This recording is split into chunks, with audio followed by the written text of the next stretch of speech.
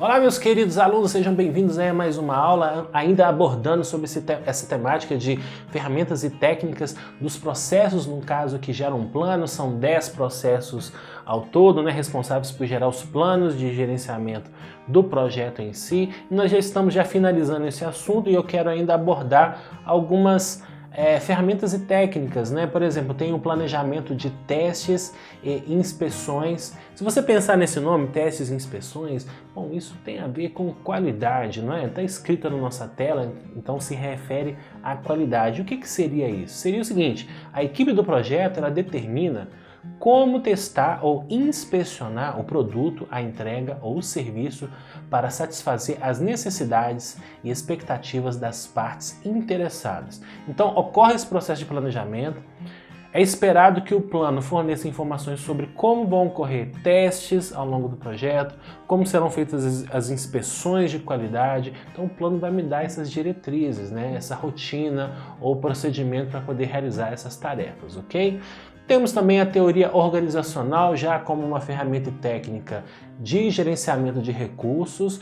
Como nós lidamos principalmente com pessoas, no caso, Agora, gerenciamento dos recursos lida com pessoas e materiais, Isso tem tudo a ver com o gerenciamento de empresas, com a teoria organizacional. E essa teoria organizacional pode ser útil para poder definir como que você vai gerenciar ou liderar essas pessoas, ou mesmo como você vai gerenciar esses recursos materiais que são colocados à sua disposição, como você vai trabalhar a questão de infraestrutura, logística desses materiais e como você vai gerenciar as pessoas que estão trabalhando com você. Então esses aspectos a teoria organizacional pode te ajudar nesse sentido, ok? Então essa teoria ela vai fornecer informações sobre a forma como as pessoas, as equipes e as unidades organizacionais se comportam. Sabendo como elas se comportam, você pode utilizar isso ao seu favor de forma a beneficiar o projeto, ok? Bom, habilidades interpessoais também são citadas como ferramentas e técnicas para integração e para comunicação. E aí, algumas habilidades que podem ajudar na integração, Nós temos gerenciamento de conflitos, facilitação, gerenciamento de reuniões. Dentro de comunicação, basicamente duas aí que vão nos ajudar: a consciência política e a consciência cultural. Reparem, que existem muito mais habilidades. Todas elas são importantes, sem dúvida, mas algumas se destacam mais em relação a outras com base na necessidade do momento. Ao planejar o gerenciamento das comunicações, ter essa consciência política e cultural vai te facilitar definir as diretrizes de comunicação dentro do projeto. Em relação ao plano do projeto, saber resolver conflitos, saber facilitar os grupos, no caso, conduzir os grupos por meio de facilitação é um fator que contribui. Ou então saber gerenciar reuniões são habilidades, conhecimentos importantes para quem vai ali trabalhar com a parte de integração do plano do projeto. Isso facilita demais. Nós temos aí uma ferramenta também que é a análise de seleção de fontes, ok? Que é uma ferramenta técnica do gerenciamento das aquisições.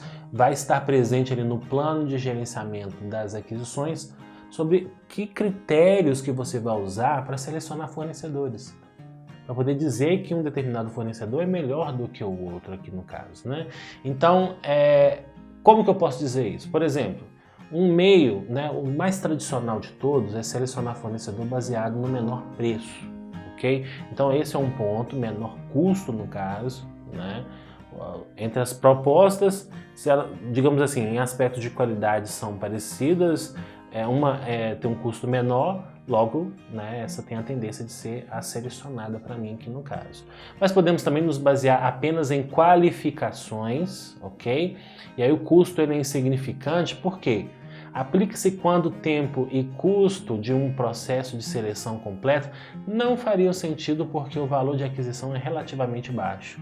Eu não vou detalhar demais, não vou pedir orçamentos do meu fornecedor, simplesmente eu vou avaliar com base em atributos de qualificação, olha, esse fornecedor está apto a prestar esse tipo de serviço para mim, esse é melhor do que o outro, porque o custo ou o prazo é insignificante para mim, no caso, é pequeno, né? A variação é muito pequena, então eu posso selecionar o melhor fornecedor independente de custo. Às vezes ele cobra um pouco mais caro, mas me atende, enfim, né? É uma maneira também. Uma outra maneira de nós também analisarmos, né, seleção de fontes, de fornecedores, seria a qualidade da proposta técnica.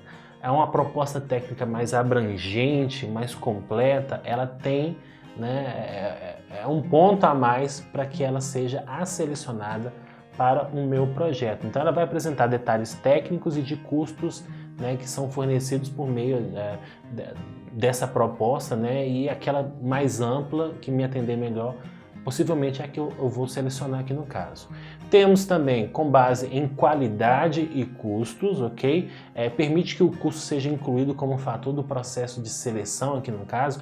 Eu levo em consideração atributos de qualidade do serviço, do produto, o resultado que está sendo gerado para mim por meio daquela aquisição, daquela contratação que eu estou fazendo. E contrabalanceio isso com custos, né? E busco talvez fazer aí uma análise custo-benefício para entender qual proposta pode me apresentar um melhor cenário possível, pode atender melhor as minhas necessidades, tá bem? E temos fonte única, né? Um conceito importante para nós aí. O que seria essa fonte única? Primeiro, né, não há concorrência nesse tipo de fonte única, no caso, né? Eu tenho apenas um fornecedor, até tenho outros, mas eu não quero outros. Eu quero eu quero você, eu quero que você peça serviço para mim. Por que eu quero isso? Porque a gente já tem uma parceria de longa data, você conhece o trabalho interno. Para eu treinar um outro fornecedor ia demandar tempo, talvez a qualidade poderia até ser superior, mas eu não quero correr esse risco, né, de ser inferior no caso. Então eu opto por continuar com você, para mim tá ótimo nesse sentido. Então isso seria no caso que nós chamamos de fonte única, né? É baseado em parceria e deve ser considerado no caso como exceção. A gente não vai contratar todo mundo como fonte única. E outra coisa, você utiliza muitas vezes de fonte única quando você precisa de serviço, alguma coisa dentro do mercado privado, dentro da esfera pública, a coisa às vezes começa a tomar um caminho diferente, onde nós precisamos muitas vezes fazer cotação, precisamos fazer licitação, concorrência, e aí não dá para contratar com fonte única. Levando em consideração, né, as exceções para cada um desses casos aqui no caso, para cada uma dessas situações que podem aparecer em relação à concorrência pública, no caso, ok? Bom, e também nós podemos ter uma outra maneira, eu posso ter um orçamento fixo, né? Eu falo assim, olha, eu preciso que alguém desenvolva um site para mim, eu tenho 100 mil reais, mandem suas propostas. A ideia é essa, o orçamento da proposta é divulgado e os vendedores apresentam suas propostas. Então não necessariamente todas as propostas vão ser 100 mil. Às vezes o cara lá propôs fazer meu serviço por 90. Opa, eu estou economizando 10. Mas será que em relação a aspectos técnicos, de qualidade do serviço, vai atender? Então eu preciso fazer essa análise técnica antes de tomar a decisão entre o fornecedor A, B ou C, ok? Mas evidentemente se ele consegue fazer um serviço de qualidade com um custo menor, esse fornecedor é extremamente atrativo para mim. É claro que eu vou buscar sempre, no caso, né, estabelecer uma relação ganha-ganha com os meus fornecedores. Isso quer dizer que eu não posso explorá-lo até, né, arrancar o couro dele para ele prestar um serviço para mim, porque ao fazer isso, eu posso colocar ele numa situação delicada, onde às vezes ele tem que ficar preocupado em reduzir custos, isso pode afetar a qualidade do serviço que ele está prestando para mim. Então é importante que a gente ache um ponto de equilíbrio. Eu não quero pagar mais do que o serviço realmente vale, mas também eu não quero pagar menos do que realmente o serviço vale, tá? Nós já falamos isso às vezes em aulas anteriores e vamos voltar a repetir esse assunto cada vez enfatizando em um determinado ponto de nossas aulas aí ao longo do nosso curso, porque esse é um assunto extremamente importante, pensar nessa questão de sustentabilidade dos nossos fornecedores.